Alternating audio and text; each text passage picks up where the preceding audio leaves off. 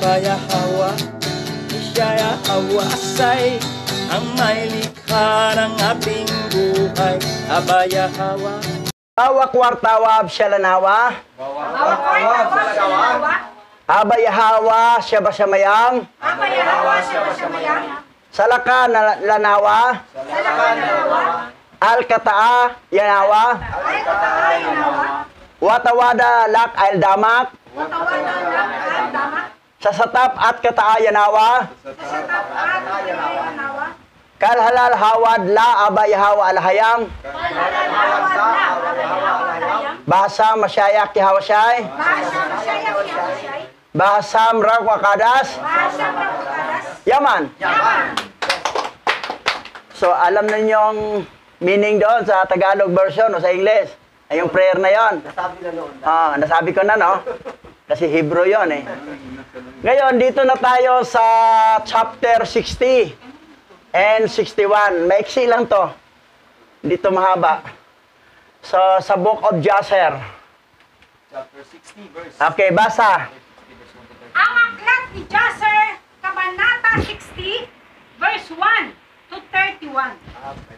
At nang sumapit ang taon, sa ika-72 taon, mula sa pagbaba ng mga Israelita sa Ehipto, pagkamatay ni Joseph, si Zepo, na anak ni Elifaz, na anak ni Esau, ay tumakas mula sa Ehipto.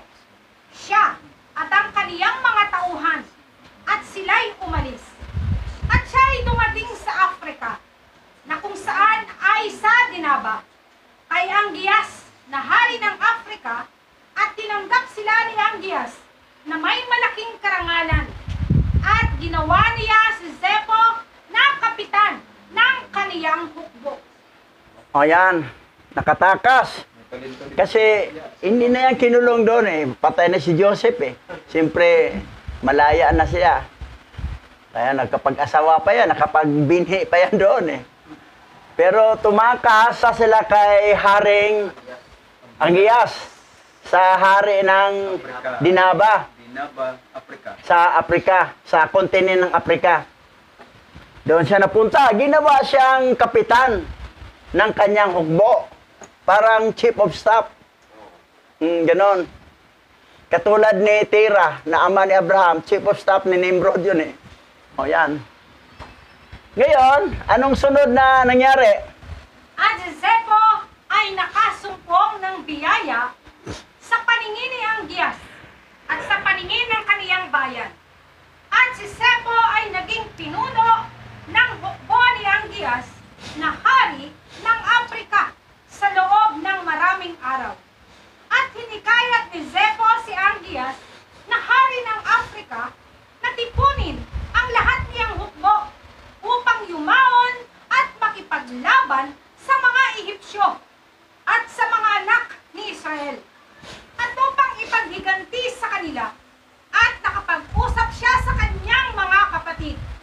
Ngunit hindi pinakinggan ni Angias si Zepo na gawin ang bagay na ito, sapagkat alam ni Angias ang lakas ng mga anak ni Israel, at kung ano ang ginawa nila sa kanyang hukbo sa kanilang pakikipagdigma sa mga anak ni Esau.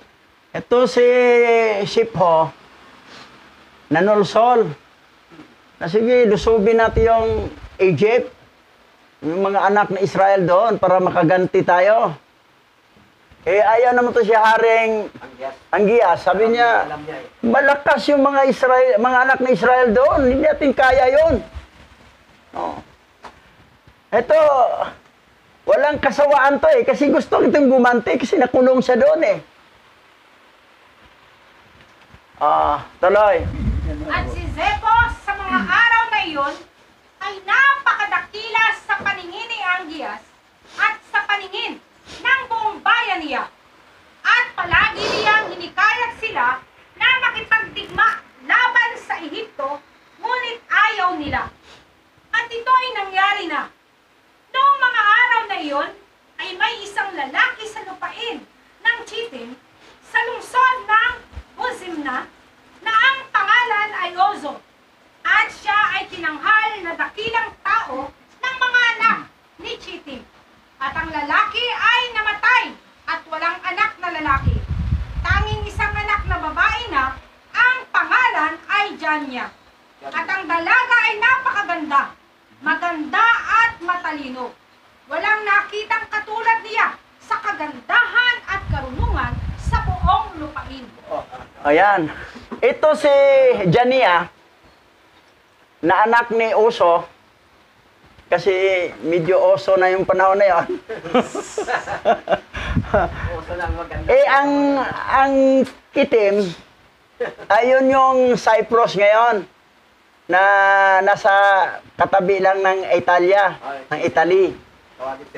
So, ang lahi talaga nito ay maputi. Itong mga taga-Tiki, maputi yan sila. Mga lahi pa rin ni ano yan eh. Isaw. Mga Edomites. Pero ito silang Angias, mga itim yan. Kasi taga-Africa yan eh. Lahi ni Ham yan eh. So, ngayon, gustong maging asawa ni Angias. Ito si Jania. Okay, tuloy natin. Anong nangyari? At ang mga tao ni Angias, na hari ng Afrika, ay nakita siya. At sila ay lumapit at pinuri siya sa kanya. At si Angias ay nagpadala sa mga anak ni Kitim. At siya ay humiling na kunin siya sa kanyang sarili bilang asawa. At ang mga tao ng Kitim ay pumayag na ibigay siya sa kanya bilang asawa. At nang ang mga mensahero ni Angias ay papaalis na mula sa lupain ng Kitim upang maglakbay, masdan ang mga mensahero ni Tornos na hari ng Bibento ay dumating sa Kitim, sapagkat si Tornos na hari ng Bibento ay nagpadala rin ng kanyang mga mensahero upang hilingin si Janya para sa kanya, na kunin sa kanyang sarili bilang asawa. Sapagkat ang lahat ng kanyang mga tauhan ay pinapurihan din siya ng lahat ng kanyang mga alipin. Kung kaya't siya ay nagpadala ng kanyang mga tauhan sa Chitim. Okay, itong si Turnos, na hari ng Bibinto, maputi yan sila. Gwapo to. Pero si Angias, maitim. Kasi taga-Afrika eh. Kaya lang nakauna si Angias. Nakauna siya eh. Nahuli na ito si Turnos. Ngayon, ito yung mag-trigger sa kanila ng gera, ng digmaan. Ngayon, tuloy. Dahil sa uyab. At ang mga lingkod ni Tornos ay dumating sa Kitim at kanilang hiniling na si Janya ay dalhin kay Tornos na kanilang hari upang maging asawa. At sinabi ng mga tao ng Kitim sa kanila, hindi namin siya may bibigay dahil ninais ni Angias na hari ng Afrika na kunin siya sa kanya bilang asawa bago kayo dumating. At dapat na namin siyang ibigay sa kanya. At ngayon, kaya't hindi namin magagawa ang bagay na ito upang bawian si Angias ng dalaga upang maibigay siya kay Tornos. Sapagkat kami ay lubhang natatakot kay Angias na baka siyang dumating sa amin at pakikipagbaka laban sa amin at kami lipulin. At si Tornos na yung hari ay hindi makapagliligtas sa amin sa kaniyang kamay. Yan. Ito na, may kariban, no? Pero si Angias kasi nakauna. Nakauna siya.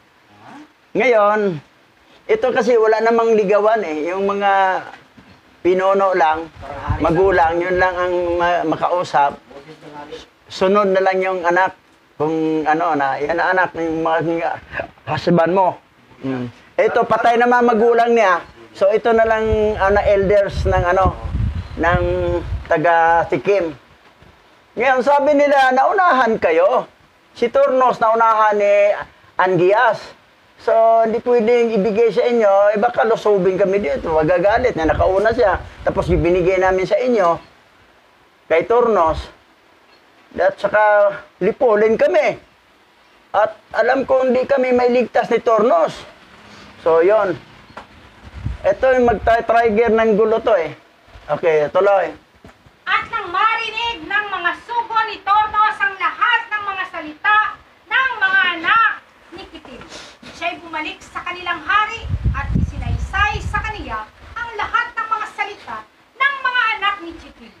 At ang mga anak ni Kitim ay nagpadala ng isang alaala kay Angias na nagsasabi, "Narito, ipinatawag ni Tornos si Janya upang kunin siya sa kanya bilang asawa.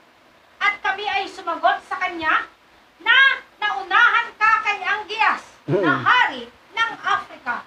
At aming narinig na tinipon niya ang kanyang buong hukbo upang makipagdigma laban sa iyo.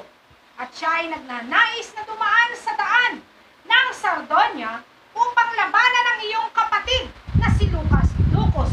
At pagkatapos nito ay darating siya upang makipaglaban sa iyo." O yan. Ito kasi si Haring Angias, may kapatid din siyang hari, si Lukos. Sa ibang bansa, sa ibang syudad naman yon. So yan ang nangyari. Na dahil kay Jania o Jaja, yun. Super beautiful kasi ito eh, matalino pa. At walang katulad sa kagandahan. Ito, nag-rival ngayon ito. At saka si ito. Ngayon, magigira ito ngayon. Okay, tuloy tayo. At narinig ni Angias ang mga salita ng mga anak ni Kitim na kanilang ipinadala sa kanya sa talaan. At ang kanyang galit ay nag-alam at siya ay tumindig at tinipon ang kanyang buong hukbo at dumating sa mga pulo ng dagat. Ang daan patungo sa Sardonia, patungo sa kanyang kapatid na si Lukos na hari ng Sardonia. At si Niblos na anak ni Lukos ay narinig na ang kanyang tiyuhin na si Angias ay dumarating. At siya ay lumabas upang salubungin siya kasama ang isang mabigat na hukbo. At siya ay hinagkan siya at niyakap siya. At sinabi ni Niblos kay Angias, "Nang iyong tanungin ang aking ama tungkol sa kanyang kapakanan, kapag ako'y sasama sa iyo upang makipaglaban kay Tornos, hilingin mo sa kanya na gawin akong kapitan ng kanyang hukbo." At ang kanyang kapatid ay dumating at tinanong niya siya tungkol sa kanyang kapakanan. O yan. Kasi ito si Niblos, anak to sa kapatid niya, kay Lukos. Sabi niya, sabihin mo si Papa na gawin akong kapitan sa kanyang hukbo. Ay pumayag, siyempre, tatay. O, sige anak, ikaw na mamuno sa ano. Eh ngayon, ito naman si Angias, may kapatid naman siyang hari din si Lukos sa Sardonia. So may kakampi, magkapatid. Ngayon, ito ngayon. At tinanong ni Angias ang kanyang kapatid na si Lukos para sa kanyang kapakanan. At gawin ang kanyang anak na si Niblos na kapitan ng kanyang hukbo. At ginawa ito ni Lukos. At si Angias at ang kanyang kapatid na si Lukos ay tumindig. At sila ay nagtungo kay Tornos upang makipagdigma. At kasama nila ang isang malaking hukbo at isang mabigat na tao. At siya ay dumating sa mga sasakyang dagat. At sila ay dumating sa lalawigan ng Astoras. At narito, si Tornos ay dumating patungo sa kanila, sapagkat siya ay lumabas sa Sardonia at nilayon na wasakin ito, at pagkatapos ay dumaan mula doon kay Angias upang makipaglaban sa kanya. Ayan, nagsalubungan na sila. Nagsalubungan dahil lang kay Jania. O in other word, dahil lang kay Jaja. Kasi beautiful kasi. Ngayon, di naman magpatalo to si Tornos. Gusto niyang sa kanya. Naunahan na nga siya ni Angias. Yun. Ito, matitigok to sa digmaan ito Okay, tuloy tayo. At sina Angias at Lukos na kanyang kapatid ay sinalubong si Tornos sa lambak ng Canopia. At ang labanan ay naging malakas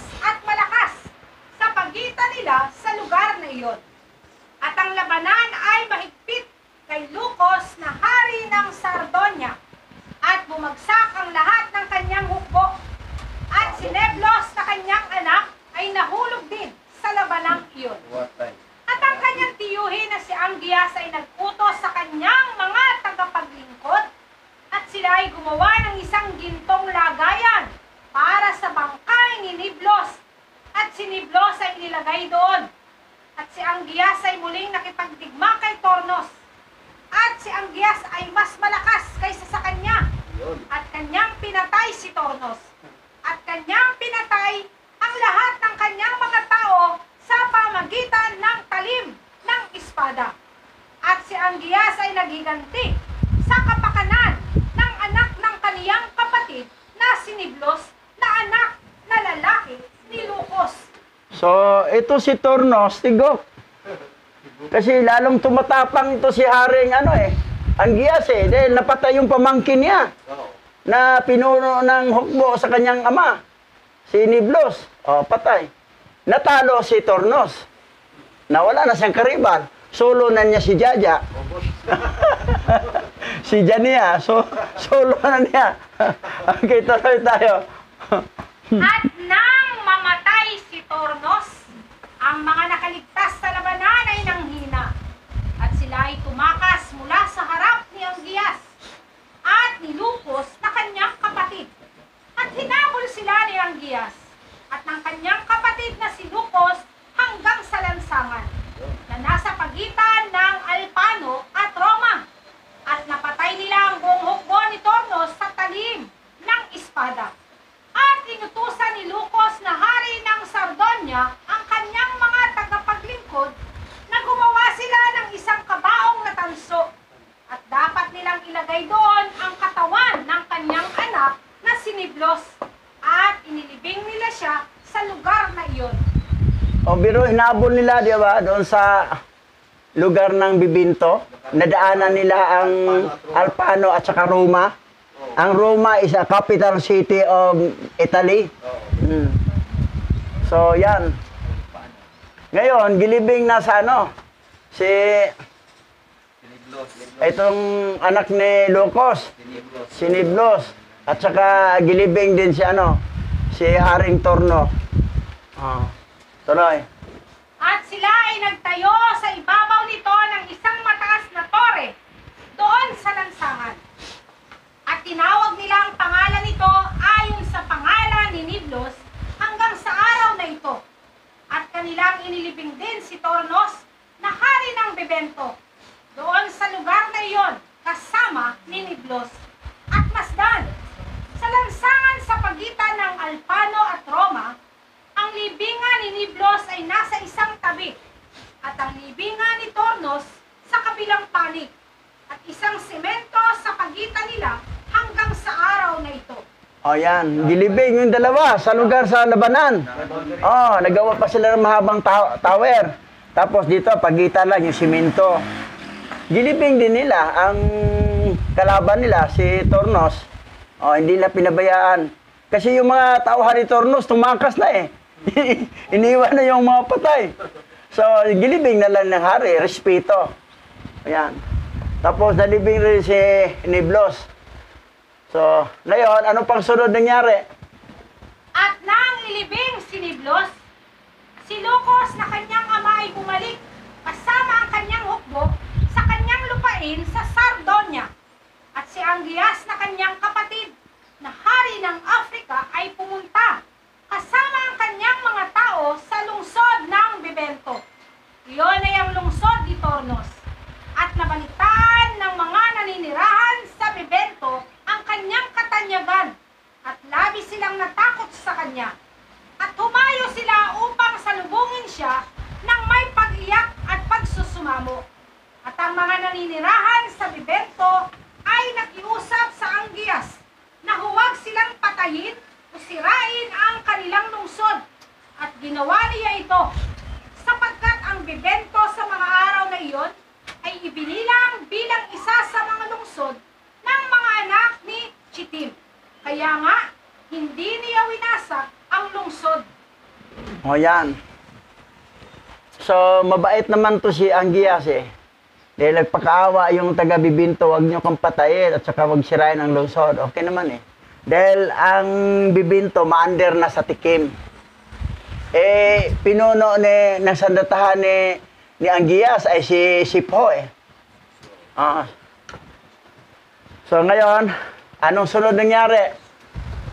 Ngunit, mula sa araw na iyon, ang mga ng hari ng Afrika ay pupunta sa Kitim upang magdala ng samsam at ibigay sa mga anak ni Kitim. At sa tuwing sila yumaon, at si Zebo na kapitan ng hukbo ni Angias ay sumasama sa kanila.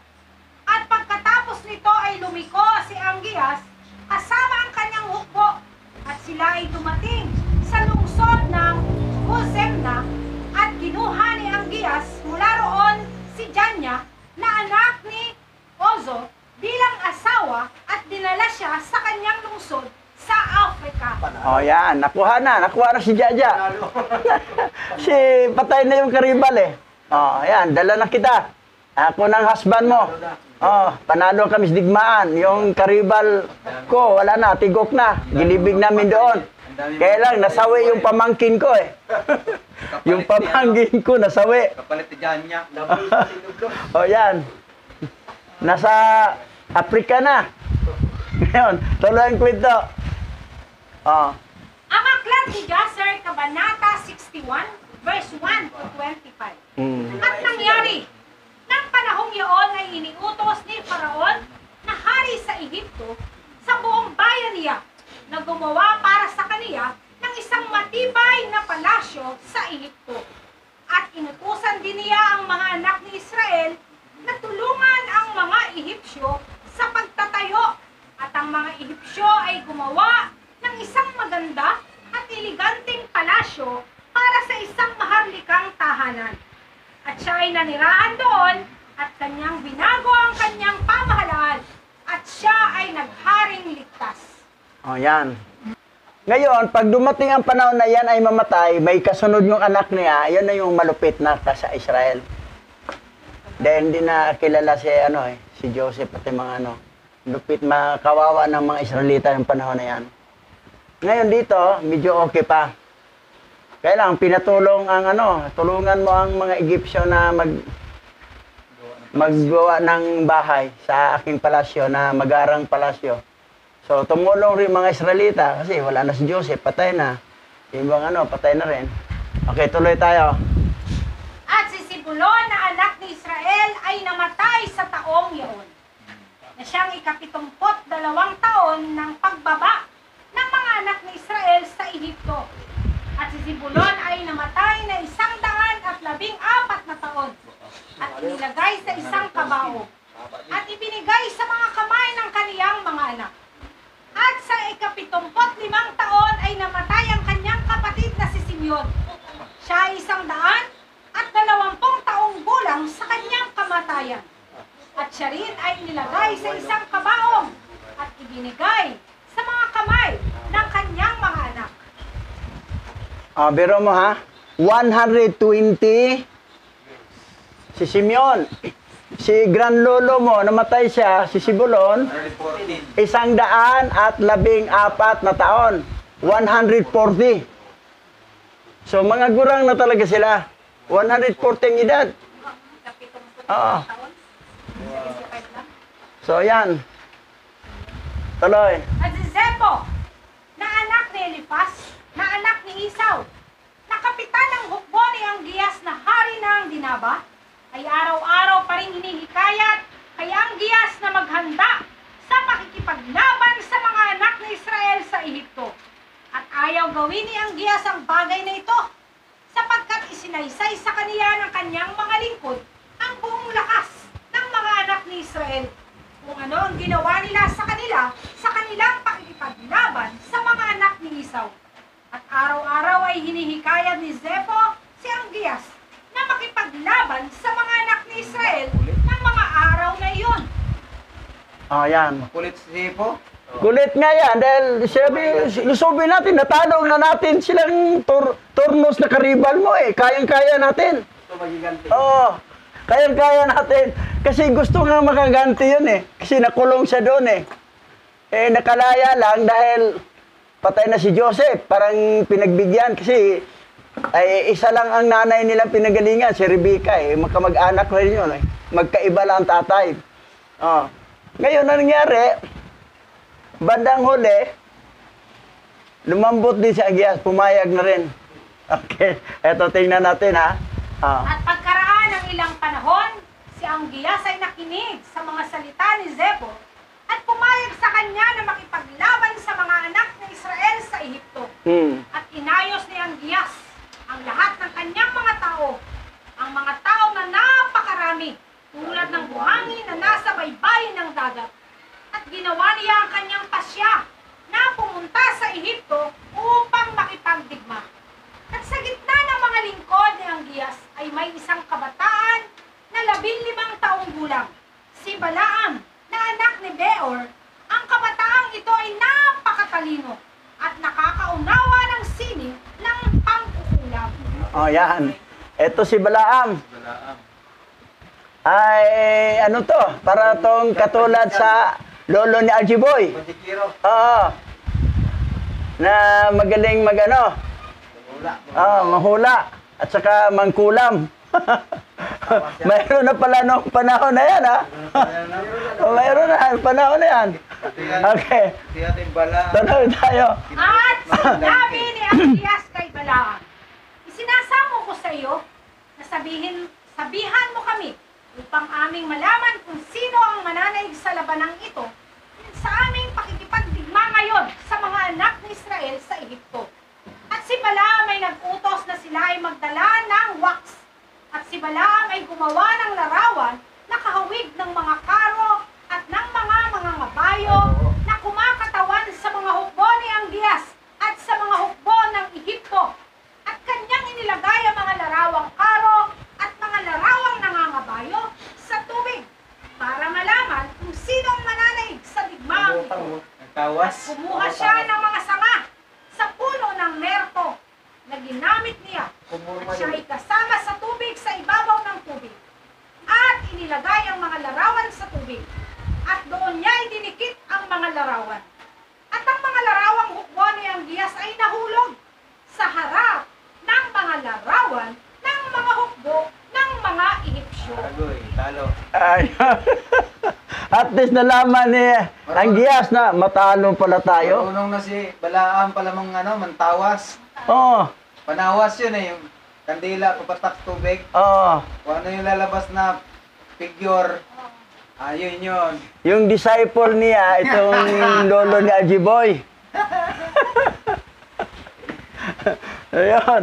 Ngayon, ano nangyari? Nalalaman, no? Gilagay, oh. Nalaglag yung mga picture na kalarawan ng hukbo ng kay Angias. Talo. Talo sila sa Egyptian. Eh, wag muna. Oo. Okay, tuloy. At sinabi ni Balaam ang bagay na ito kay Angias na hindi kayo manaig laban sa hukbo ng mga Ehipsyo. At si Angias ay nawala ng pag-asa at hindi na naghanda ng kanyang sarili upang lumusong sa Ehipto upang makipagdigma. At siya ay nanatili sa kaniyang bayan. At nang makita ni Zepho na anak ni Eliphaz na si Angias ay nawala ng pag-asa na humayo sa pakikipaglaban sa mga Ehipsyo, si Zepho ay tumakas mula kay Angias mula sa Afrika at siya yumaon at naparoon sa Kitim. O, yan. Yan ang nangyari. Nasabi na, wala na. Yung Balaam kasi nagsabi na ang future matalo talaga kami pala. So, lalayas na lang ako dito. Dahil wala nang pag-asa to. Di ko na makulit to eh. Yung kukulitin ko, wala na kasi sinabi na matalo talaga. Hindi manaig kami sa gera sa Israel, sa mga taga-Egyptian. Tumakas na lang siya. Pupunta siya sa Kitim. At balang araw siya naging hari doon. Kasi gumawa siya ng diskarte rin. Humahanga ang taga-Tikim sa kanya eh. Tingnan natin ha. Okay. At tinanggap siya ng buong bayan ng Kitim ng may malaking karangalan. At inupahan nila siya upang ipaglaban ang kanilang mga pakikipaglaban sa lahat ng mga araw. At si Zepho ay naging totoong mayaman sa mga araw na iyon. At ang mga hukbo ng hari ng Dinabas sa Afrika ay kumalat pa rin sa mga araw na iyon. At ang mga anak ng Kitim ay nagtipon at nagtungo sa bundok,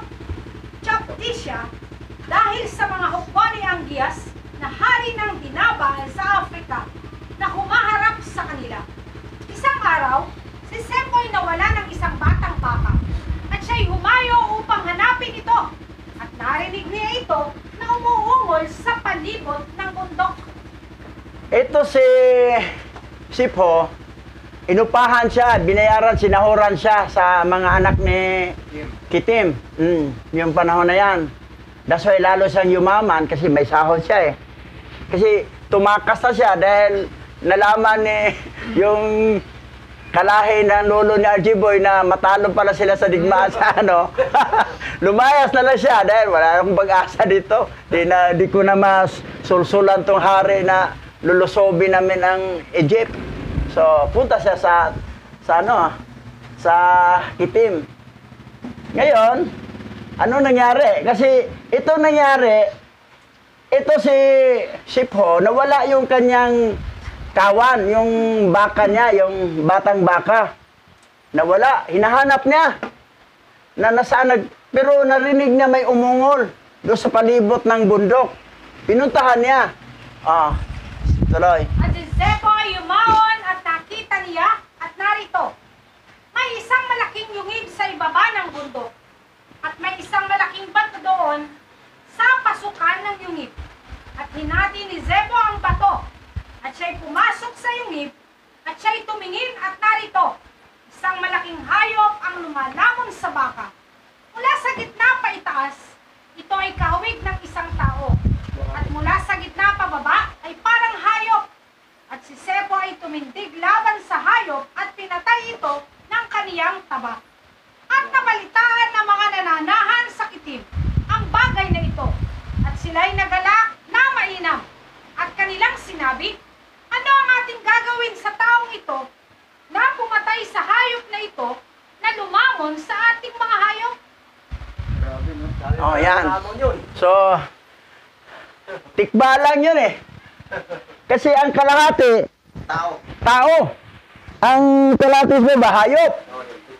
Tikba lang. Pero napatay niya, no? Namatay ni Sipho. Magaling ito eh.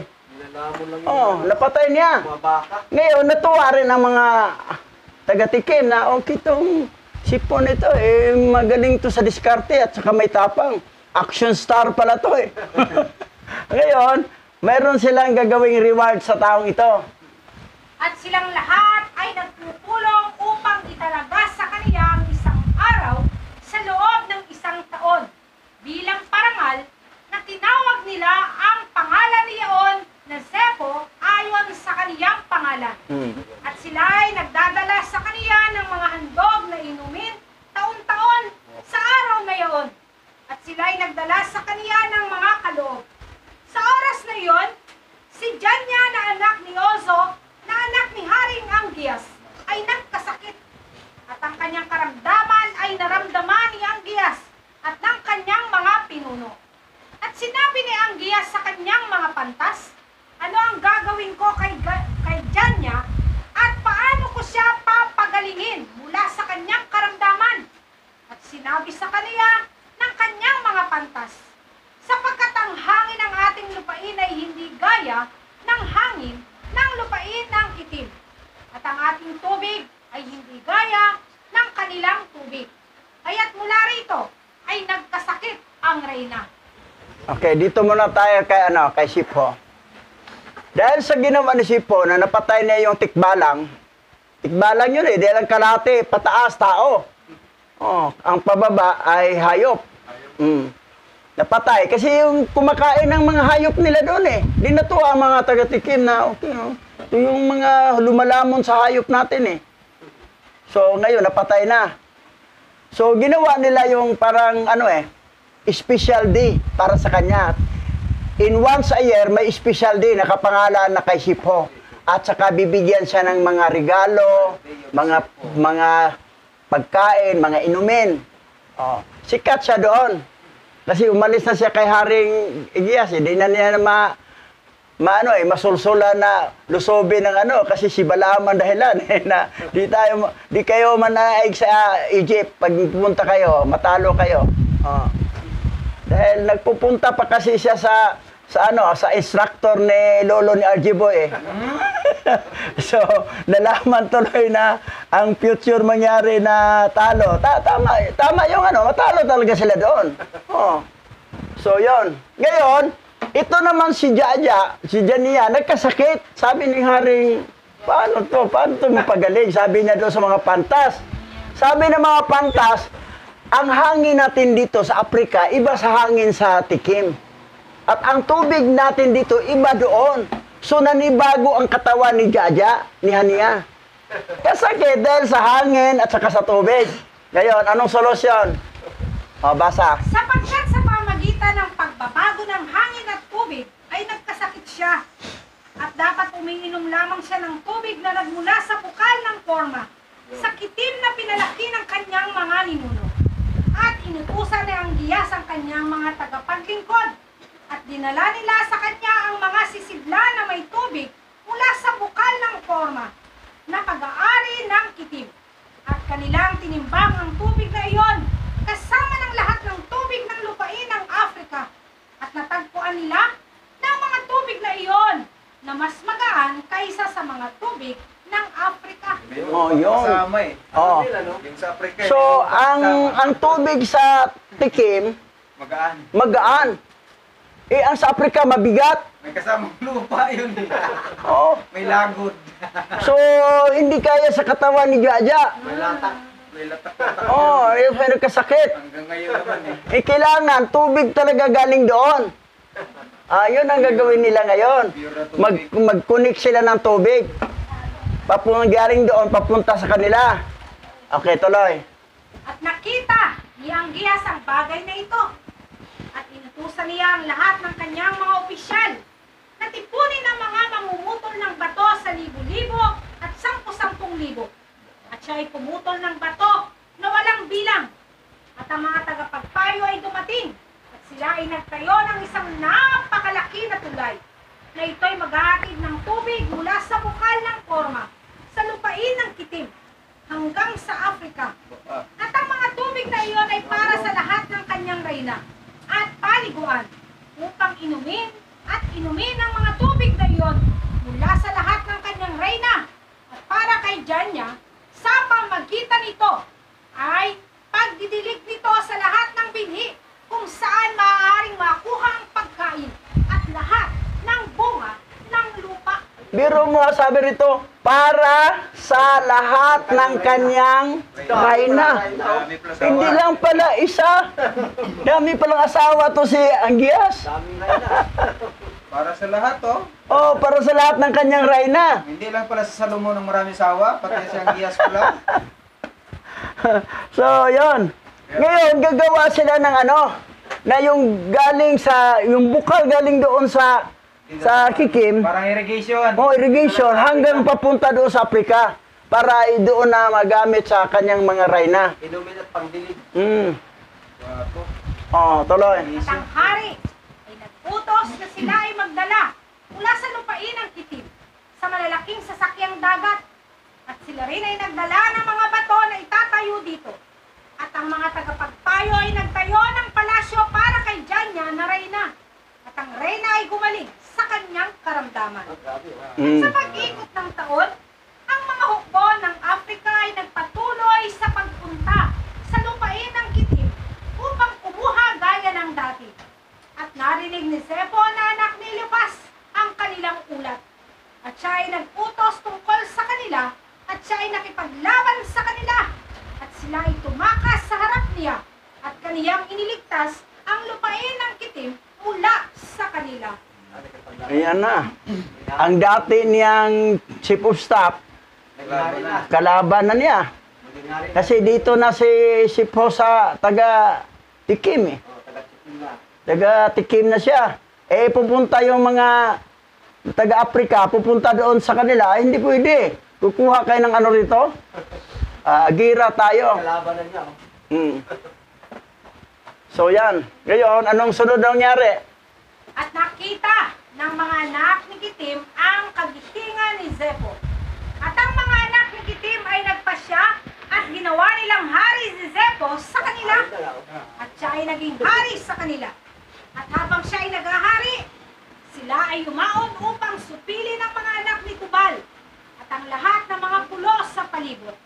At ang kanilang hari na si Zepho ay humayo sa kanilang unahan at nakipagdigma sila sa mga anak ni Tubal at sa mga pulo, at kanilang nasupil sila. At nang sila ay bumalik mula sa labanan, ay binago niya ang kanyang pamamahala para sa kanya.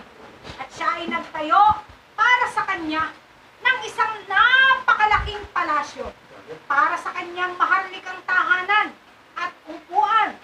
At sila ay gumawa ng isang malaking trono para sa kanya. At si Sebo ay naghari sa buong lupain ng Kitim at sa lupain ng Italia sa loob ng 50 taon. 50 years. 50 years siya nag-hari. Kasama pa siya, hari pa siya ng Italia. Yung Italy. Sa Tikim. So, hari na. Samantala, kulong niya doon sa Egypt.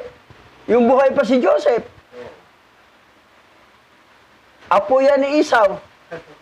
Ngayon, naging pinuno ng sandatahang lakas ni Hari Agias dahil nakita niya na hindi na pumayag si Agias na lusubin ang Egypt dahil na nasabihan sa instructor ni lolo ni RG Boy na huwag kayong lulusob, matalo kayo doon. So, naisip ni Sipo, wala na akong pag-asa dito. Yun naman talagang purpose ko para makaganti ako doon layas ako. Napunta sa Sikkim. Gumawa naman siya ng diskarte doon. Kabidahan ng ginawa. Kinahuran siya hanggang binigyan siya ng once a year na celebration sa kanyang pangalan. Tapos, kasi nakapatay siya ng tikbalang. Tapos, sunod ay naging hari na siya. Ito na ngayon. 50 years siyang hari dito sa buong lupain ng Tikim at sa lupain ng Italia sa loob ng 15 taon. So yan ang kwento. Ang karugtong dahil sa next Sabbath. Okay. Dito nagtapos. Okay. Sige, tayo po'y manalangin at muli tayo magpasalamat kay Abba Yahweh. Ang papuri, pagdakila, pagluwalhati ay para lamang sa iyo aming alahayam. Sa lahat ng inyong ginawa at mga plano, kami po ay patuloy na nagpapasalamat na hindi nawala o na alis sa amin ang inyong mga layunin. At patuloy na ito ay naging maliwanag sa mga araw na ito upang kami man ay maging kabilang sa iyong mga mensahero at ipalaganap ang kabutihan ng iyong layunin na makilala kang muli ng lahat ng mga lahi na mula kay Adan hanggang sa mga Hebro na iyong mga pinili at hinirang. At sa mga araw na ito, ang banal na kasulatan na dinuktor ng iyong mga kaaway, inalis ang iyong banal na pangalan at ito'y muli ay aayusin ng inyong mga hinirang. O aming Yahweh, salamat sa mga araw na ito. Ang iyong patuloy na mga plano sa buhay namin ay malapit nang magkaroon ng kaganapan. Kami ay naghihintay sa lahat ng ito upang muling maisaayos ang kasulatan at malaman ng marami, lalo na ang mga remnant na naligaw, na ang iyong pangalan ay Yahweh, ang alahayam na walang katulad. Ang Yahweh siya ay na nagkatawang tao upang iligtas ang lahat ng lahi ni Adan at ang iyong mga hinirang. Sinasamba ka namin, pinupuri ka namin sa araw na ito. Luwalhatiin ang nag-iisang banal mong pangalan aming Yahweh sa pamamagitan ni Mashiach Yahawashi. Yaman. Yaman.